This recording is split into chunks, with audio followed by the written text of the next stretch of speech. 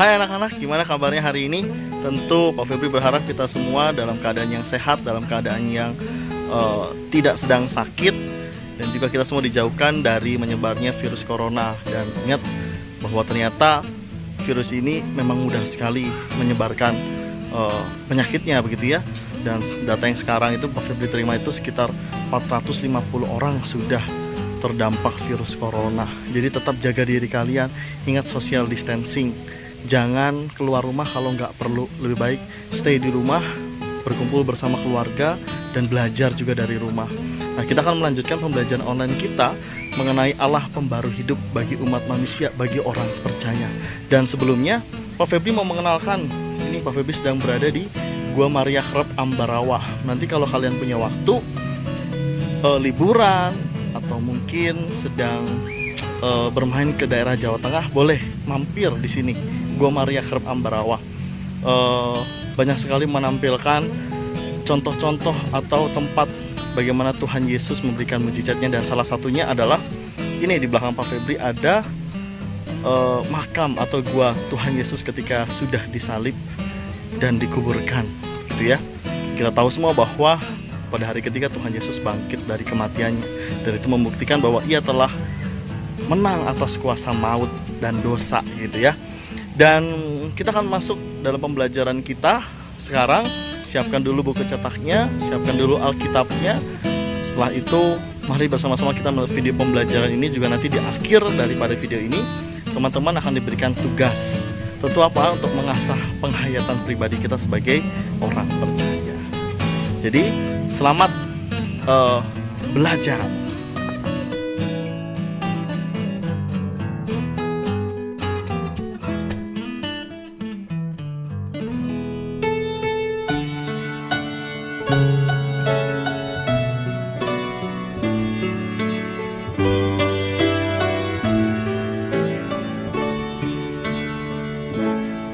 Bapa kami yang ada di sorga, dikuduskanlah namamu, datanglah kerajaanmu, jadilah kehendakmu di bumi seperti di sorga. Beri kami hari ini makanan yang secukupnya. Ampuni salah kami seperti kami ampuni yang bersalah pada kami. Jangan bawa kami dalam pencobaan, melainkan lepaskan kami dari yang jahat. Sebab Kaulah yang punya kerajaan dan kuasa dan kemuliaan sampai selama-lamanya.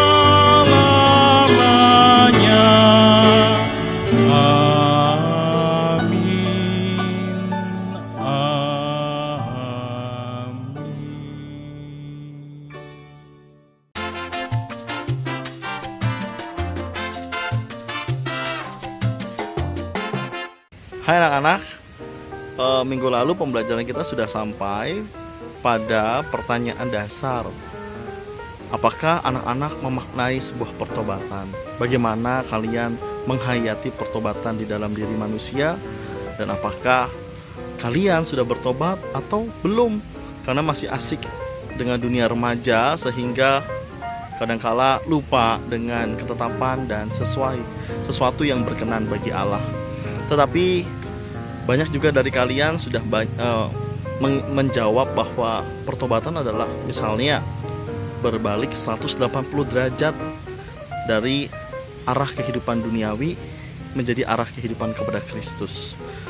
Salah satunya itu yang benar, bagaimana memaknai sebuah pertobatan yang dilakukan oleh manusia. Dan satu hal yang pasti bahwa pertobatan itu sesuatu yang serius, gak bisa main-main.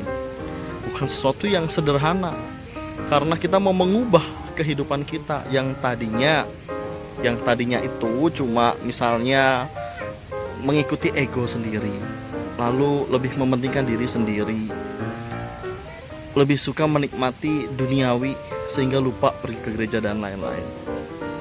Dan ingat bahwa pertobatan adalah penanda awal daripada pembaruan itu. Dan pembaruan itu akan bisa terjadi jika kita sudah mengakui dosa kita dan kita mau menyerahkan seluruh kehidupan kita hanya di dalam tangan pengasihan Tuhan. Dan juga yang penting adalah meletakkan iman percaya kita, pengharapan kita.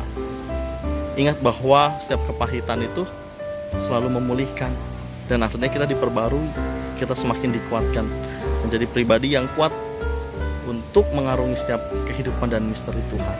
Mari kita melanjutkan pembelajaran kita.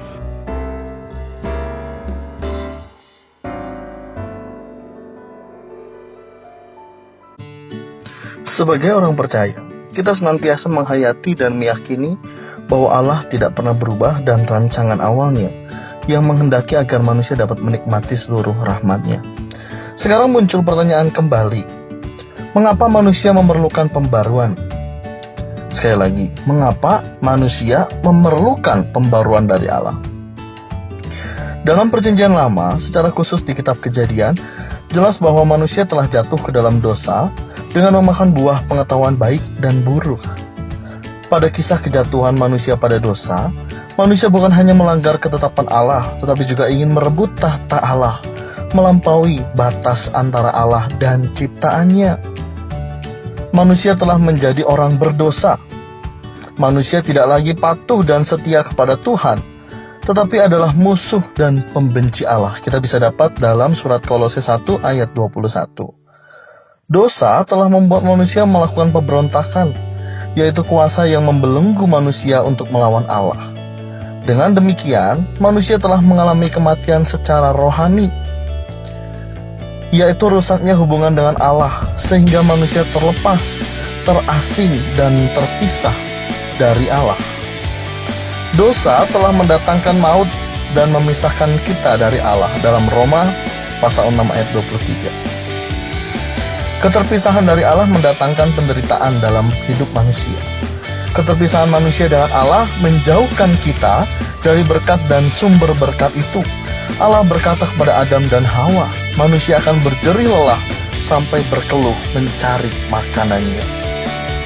Dengan berbagai dasar ini, maka jelas sudah bahwa manusia memerlukan pembaruan dari Allah untuk melepaskan ikatan yang kuat, ikatan yang selama ini membelenggu akibat dari dosa. Oleh dan dari pembaruan Allah, sang sumber rahmat, maka manusia diperbaharui secara rohani, diperbarui secara total di dalam kehidupannya, bukan saja secara jasmani, tetapi terlebih secara rohani. Pembaruan Allah adalah perjanjian kasih karunia Allah yang tidak hanya menyatakan pemeliharaannya, tetapi juga inisiatifnya untuk memulai hubungan yang baru dengan manusia, menjembatani hubungan yang dulunya rusak ketika manusia jatuh dalam dosa, dan mengubahkannya menjadi hubungan yang baru dengan manusia. Allah hendak memberi jalan keluar bagi manusia yang terlanjur jatuh dalam dosa. Karena Allah tidak membiarkan manusia hidup dalam hukuman kekal dan tanpa pengharapan. Jadi sekali lagi anak-anak, bahwa kita itu diperbarui bukan karena sudah ketentuan Allah, tetapi karena kemurahan dan belas kasih Allah kepada manusia yang tidak mentaati aturan dan ketetapannya. Kejahatan yang dilakukan manusia memang mendatangkan hukuman. Namun di sisi lain yang kerap kurang diperhatikan adalah Allah masih mau menyelamatkan yang bisa diselamatkan. Kita garis bawahi dulu ya. Allah masih mau menyelamatkan yang bisa diselamatkan. Mengapa harus menggunakan kalimat yang bisa diselamatkan? Karena keselamatan itu dinyatakan bagi mereka yang menerima Yesus Kristus sebagai Tuhan dan Mesias di dalam hidupnya. Kita sudah sedikit menyinggung karya keselamatan pada tipologi tripolar Alan Rice.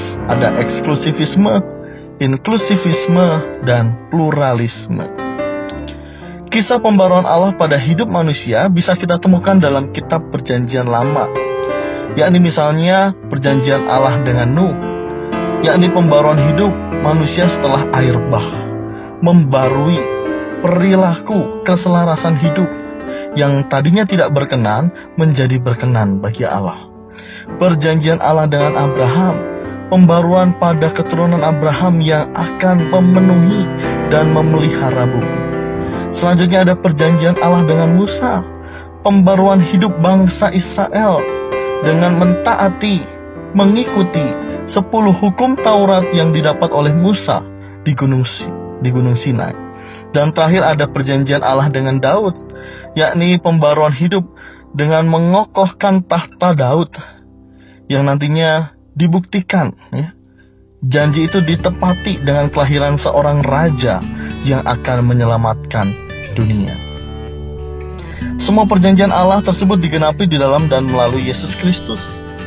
Karena begitu besar kasih Allah akan dunia ini, sehingga Ia telah mengaruniakan anaknya yang tunggal, supaya setiap orang yang percaya kepadanya tidak binasa, melainkan beroleh hidup yang kekal. Di dalam Injil Yohanes pasal 3 ayat 16. Semua janji Allah tentang pembaruan hidup mengandung unsur pemulihan dan perbaikan dalam relasinya yang baru dengan Allah.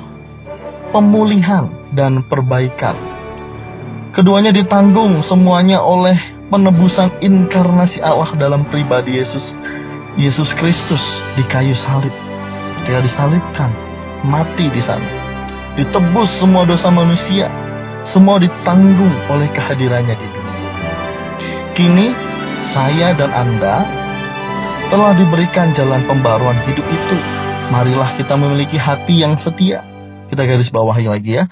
Marilah kita memiliki hati yang setia dan taat untuk melakukan serta mewujudkan hidup yang baik, hidup yang kudus, dan hidup yang berkenan kepadanya. Nah, itulah kita bisa memaknai bahwa pembaruan karya Allah, pembaruan hidup daripada Allah bisa kita praktikkan, kita aktualisasikan di dalam kehidupan kita, baik ketika kita berelasi dengan sesama dan terlebih ketika kita berelasi dengan Tuhan. Pada akhirnya kita mengetahui dan mendasari seluruh kehidupan kita sebagai orang percaya pada karunia pembaruan Allah. Ada yang lupa, Tuhan Yesus memberkati.